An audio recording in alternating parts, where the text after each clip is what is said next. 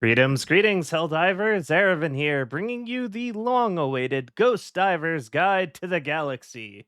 My channel has a deep-rooted history with Helldivers 2's stealth mechanics, which have also led to the founding of my community, the Ghostdivers.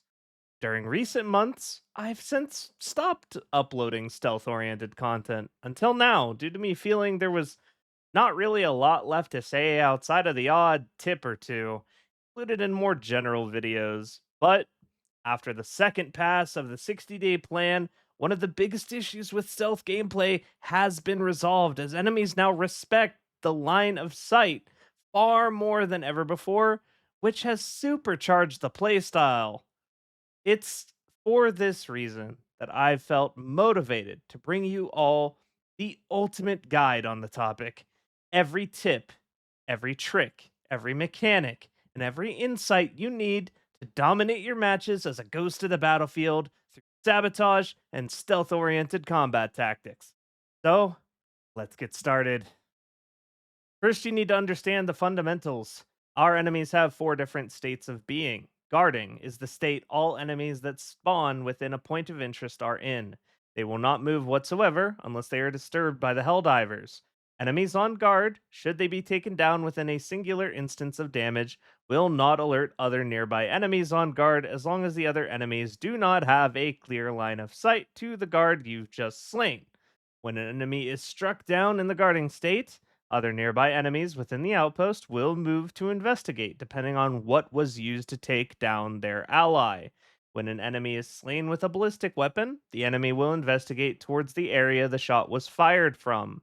When an enemy is slain with an explosive weapon, such as the crossbow, the enemy will investigate the area where the explosion occurred. And when an enemy is slain with a melee attack, other nearby enemies will not investigate at all. These interactions all have to do with the hearing system in place, something that I'll be covering in detail more later on.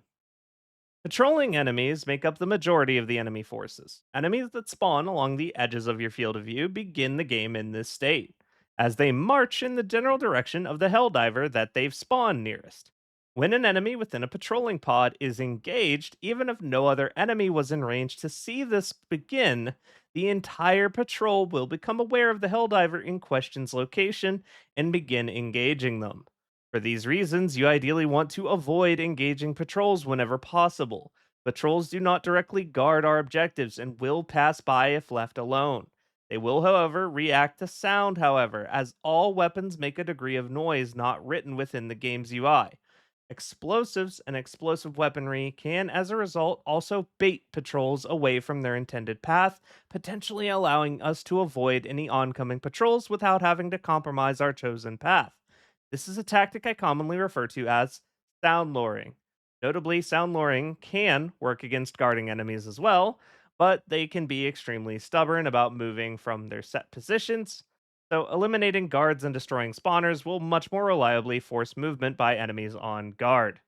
Patrols are able to also spawn anywhere on the map where the heat is generated. And by heat, I mean basically anywhere you see the map has an objective. The extraction, while available or active, and any area of the map with an enemy spawner. On top of these three areas, patrols also generate along the map edge, should there be no other reasonable locations to generate from. However, when a Helldiver is within 50 meters of the edge of the map, this is also cancelled, allowing you to remove their ability to spawn into the game in the event extraction is within 50 meters of the map edge and you've otherwise cleared the place out. We'll get into more stuff like this in my tip section later, but this one felt appropriate to bring up while I was on the topic of patrols. The third is the engaged state, triggered when a Helldiver is spotted or otherwise attracts the attention of a reinforcement wave, guards, or patrols. Once an enemy becomes aware of your presence and begins to engage you, they will chase in generally the most direct path to your location while beginning to attack. Should their line of sight become obstructed, however, the enemy will begin to lose you on an invisible 30-second timer. The enemy will continue to move towards your last seen position, but give up if they are unable to regain their line of sight within the period of time. It's also important to note that any enemy engaged with the Helldiver has the capability to spread this status to any other nearby enemies within 50 meters of it, which is why converging patrols often join in on the party unannounced in these situations. This makes it a good rule of thumb to eliminate any enemies too fast to break away from easily, such as the rocket striders or dab pistol bots that turn on the FDL drive the second they detect you're attempting to get away from them. Same story with the Terminids and the little jumpy flea bastard cousins of the Scavengers, which move way more rapidly than hunters can, as well as any stalkers that would give away your location to any passing by patrols. Should the enemy lose track of the Helldiver they were engaging for any reason, they will go into the fourth and final state of being for the enemy. The alerted status is the last of the four states. This occurs when an enemy has already previously been engaged with a Helldiver. Enemies that enter the game through a bug breach or bot drop also begin play in this state. Enemies in this state will wander generally in the direction that they last spotted a Helldiver, but will not directly engage unless they re enter their hearing distance or maximum view distance. At most, popping off a few shots when it comes to the bots in the vague direction of where they last saw a Helldiver. What's dangerous about this state, though, is while guarding and patrolling enemies give you an early warning you've been spotted, indicated by flashing eyes and a sound effect from the automatons, or Terminid chittering and rearing up, which you have a 1 to 5 second leeway timer depending on your distance from the enemy when they gain line of sight on you to get away before they fully engaged outside of the factory strider, which skips the state and immediately switches from the guarding state to the engaged upon hearing or seeing anything at all because it's a cheater like that. This is also not the case with enemies that are already within the alerted state, which will immediately begin to engage in open fire under these circumstances. So, make sure to give a wide berth to any enemies that have already been previously engaged by you, or especially your teammates, should you wish to remain undetected. Now that we've clarified the different states our enemies exist in, let's talk about how to stay hidden from them and what actions we perform will change these states in greater detail. First, when it comes to your base detection range, this is actually not something inherent to your Helldiver, but based on our enemy's vision and hearing capabilities. CAF enemies, such as troopers, scavengers, and hunters, have a maximum view distance and hearing range of 50 meters. This view distance functions as a cone originating from the eyes of the enemy and spans 150 degrees, while the hearing range is, of course, omnidirectional. Medium sized enemies like Striders, Hulks, Devastators, Chargers, and Commanders all have a maximum view distance and hearing range of 40 meters. And the largest enemies in the game, like Factory Striders and Bile Titans, can see and hear as far as 60 meters away. They are outliers in the system, however. For example, the bunker turrets, mortars, and cannon turrets, as well as stalker layers and gunship fabricators, all actually have a hearing range of 160 meters. This is why they're able to snap to your position or send enemies in your direction with very little indication as to how they managed to snap your position in the first place. Furthermore, enemy dropships have a omnidirectional hearing and view distance of 200 meters, which is the reason the enemies on board tend to immediately begin engaging Helldivers in their immediate vicinity, despite having never seen you previously before entering the map. There are, however, many different modifiers for your detection range that all stack multiplicatively down to a minimum of 10 meters in all cases. Starting off with the most obvious modifiers, crouching reduces your visual detection range by 25%, while being prone will instead reduce your detection range by 50%.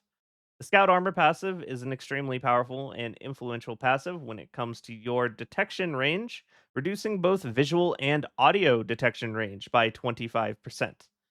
Crawling through large bushes gives your Helldiver a further 50% reduction in visual detection range. You can tell you're in a large enough bush if you see the slowed indication at the bottom of your HUD.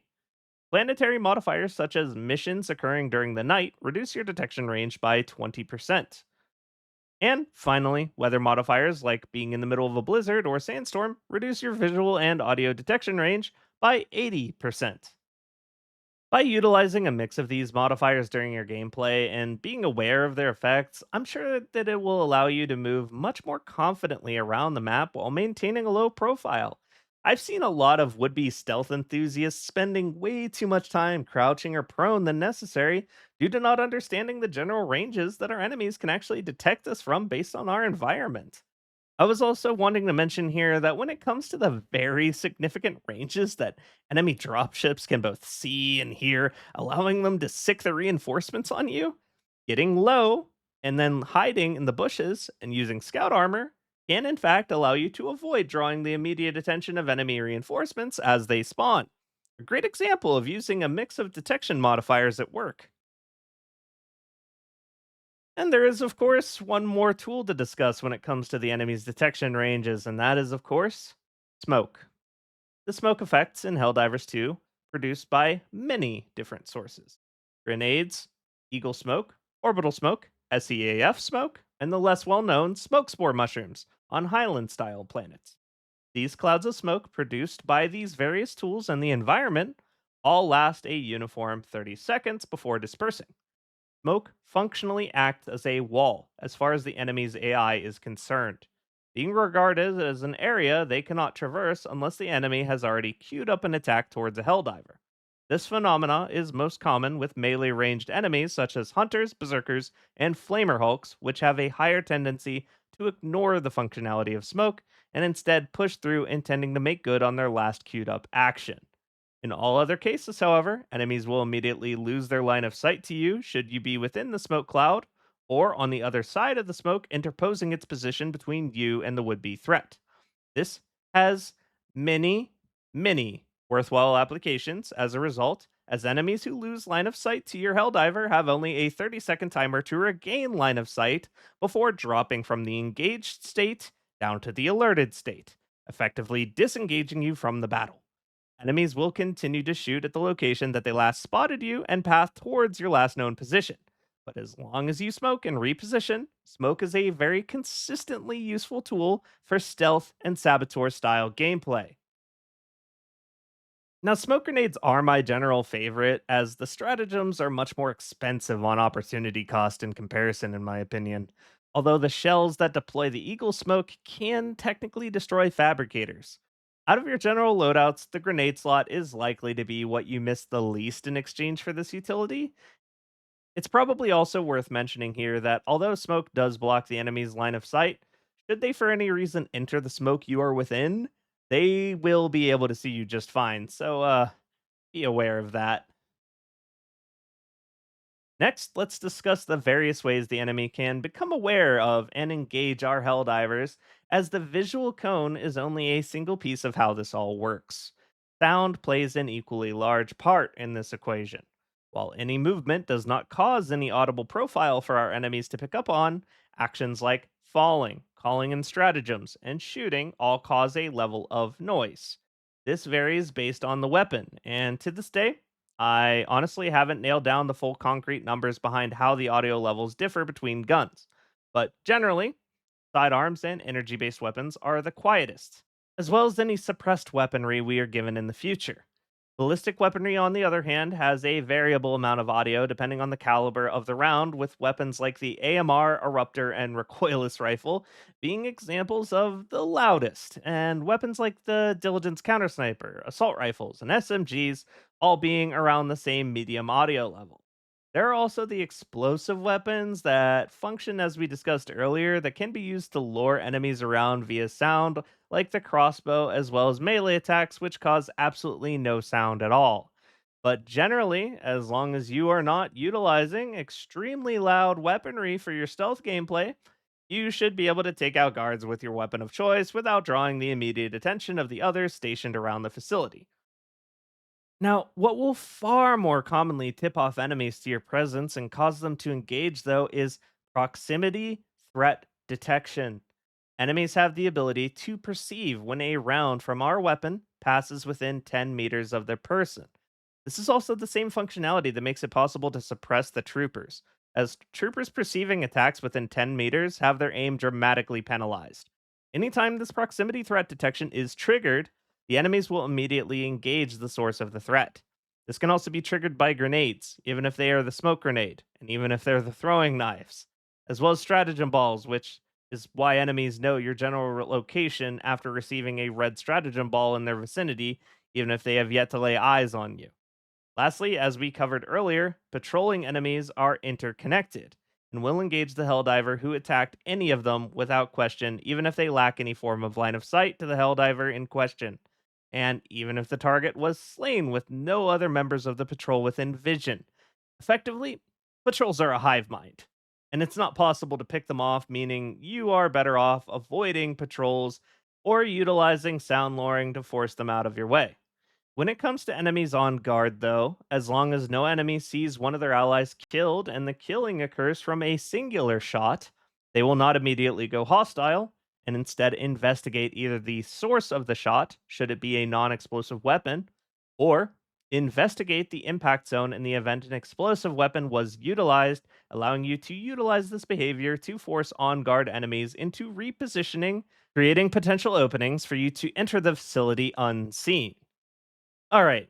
That is just about everything as far as the mechanics we are working with when it comes to the stealth gameplay. So let's talk about some tips and tricks as far as what you can utilize all this information to actually do. As my first tip, staying prone as gunship patrols fly by is a great way to avoid needing to deal with them. They have extremely poor vision range, but have great hearing, so keep that in mind. If you stay still and low to the ground, they'll fly right by. You want to make this more consistent? Pop a stationary smoke grenade, hide the bush, or dive at nighttime. The extraction beacon causes a noise only the enemy can hear out to a range of 150 meters, drawing them towards it after it's been activated. This puts all enemies that hear this sound into the alerted status, meaning they'll engage any Helldiver they see or even hear immediately. We can, however, avoid enemy patrols that are incoming by keeping an eye on our map and making sure to reposition in such a way we stay outside their potential paths while still within 50 meters of the extraction beacon. Doing this will allow you to perform a stealth extraction without getting into a large scale fight at extract. You can also leave the immediate area around the extraction site as the clock strikes 000 to hover Pelican 1, gaining the assistance of his autocannon for what is likely to be the rest of the mission, although it will eventually run dry on ammo. This tactic is extremely useful for when you are low on lives and wanting to avoid further conflict, or when sending teammates ahead of the rest of the squad to call in the extraction as they finish up the map. It's also worth mentioning that parking a Helldiver 50 meters from the edge of the map will force enemy spawns to occur away from the map's edge or potentially not at all. Something that can be utilized to your advantage during stealth extractions to maintain a generally safe side of the beacon. Similar tricks can be used for the geological survey mission, where enemies dropped off by the dropships or emerging from the bug breach will immediately path towards the geological drill. However, by smoking the drill with a Helldiver on it and otherwise distracting the enemy away from it by utilizing the shield generator or your squad mates as a diversionary force, you can execute this objective without directly engaging the enemy reinforcement waves in order to maintain control of the drill. This tactic also works on the flag raising missions as well in the same way. Teammate remaining undetected near the flag within a cloud of smoke as the squad mates divert the attention of the incoming enforcements away from it. On top of all of this, you can also divert enemy attention away from yourself on a terminal and give yourself a level of cover against the incoming attacks by smoking on top of it. This will allow you some potentially life saving breathing room. Top it all off with using smokes to cover the extract surrounding the Pelican with the fog of war, and, well, you can see why these grenades are my favorite in Helldivers 2 after 8 months of gameplay. Automaton super outposts have only 4 set spawns we've nicknamed Easy Climb, Hard Climb, Mordor, and Bunker Hell. For your convenience, Democracy Officer and Blitz Diver Zov has provided these easy to understand maps. Each of these outposts have a path of least resistance that can be used to infiltrate the fortress unseen, allowing you to alpha strike the outpost with your various bombardments and support weapons from the high ground, where you can more easily ensure the outpost is actually finished off before the bot drops manage to reinforce the position. A decently vital tip: diving immediately changes your Helldiver status from crouching to prone, making it so you spend very little time effectively crouch when spam diving between these two statuses, making you much more mobile than just crawling or crouch walking, while able to maintain the lower detection radius of the prone position. This tactic also sets your weapon stability to the prone position, making dive shots not only very cool looking, but very practical for when you need to actively dodge something but also need a stable platform to fire from immediately. So be sure to embrace those instincts you grew when playing Metal Gear Solid 5. Another fun tip involving throwing knives, should you be willing to shelf your smoke grenades, which I certainly am never able to do. The throwing knives, when used by the host, like any other grenade, immediately swap all enemies into the aggressive state when passing anywhere within 10 meters of them, even when still being held by the Helldiver. However, when you are not the host, not only will enemies not react to throwing knives being thrown near them, they won't react to throwing knives, period, allowing you to do funny things like throw all of your knives into a patrol that never turns on you. It is a hilarious little gimmick, and even if it's not particularly useful unless you're a die-hard throwing knife fan, I thought it would be good to include in this guide as it is stealth related at the end of the day. Something far less niche, though, the jump pack is one of the most powerful stealth and mobility tools in the game, especially after its significant buffs. You can utilize the jump pack to easily access unguarded interiors of airbase control towers, as well as automaton orbital cannons, allowing for some otherwise much more drawn out objective completion in particular. Combining the power of the jump pack with the ability to create walls of smoke that block line of sight will also make it incredibly easy for you to disengage just about any fight that you'd otherwise have had to be bogged down by. This brings me to the most vital tips of all when it comes to stealth and saboteur style gameplay. You want to always be moving. Never let the enemy get you entrenched or bogged down in an extended firefight unless they are dropping in directly on your current objective. And even then, if you have any other objectives to complete when this happens, consider moving on those instead while the objective in question has a chance to air out and disperse the reinforcements. Another crucial tip is to be aware of the reinforcement cooldown for our enemies. On difficulty 10, the enemy has an internal cooldown of 1 minute and 30 seconds after the tag disappears at the top of your screen following a reinforcement drop. We want to utilize this to our advantage at all times. If you're in a team, you'll want to be splitting up. Either your team otherwise sticks together while you commit vast war crimes upon the enemy alone, or a 2 and 2 split where you have a battle brother to watch your back. Or whole pack of lone wolves all going their separate ways but providing overwatch for each other when possible.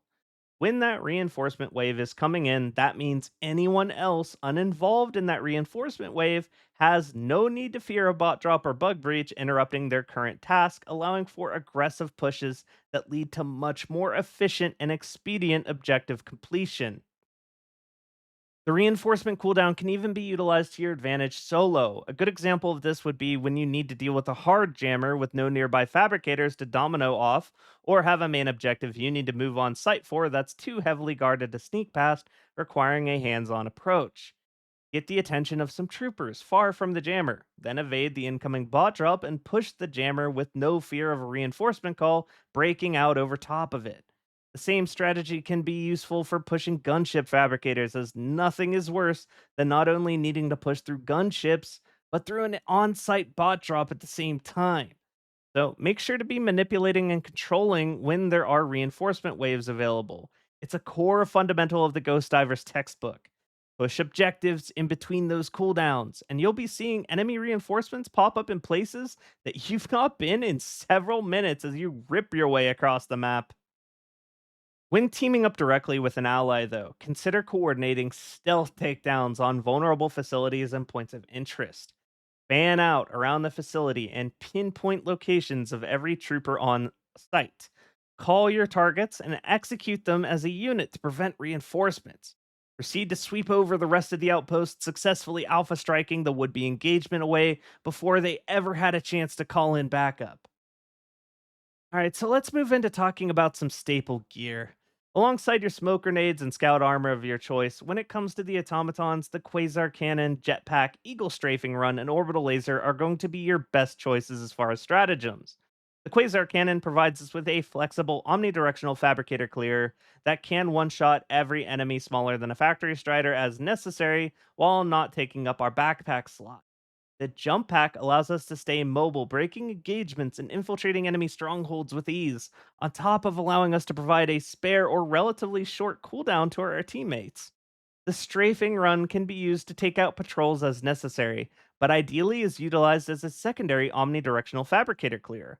There's also an argument for the 500 kg in this slot due to you otherwise needing to always hellbomb detector towers without it.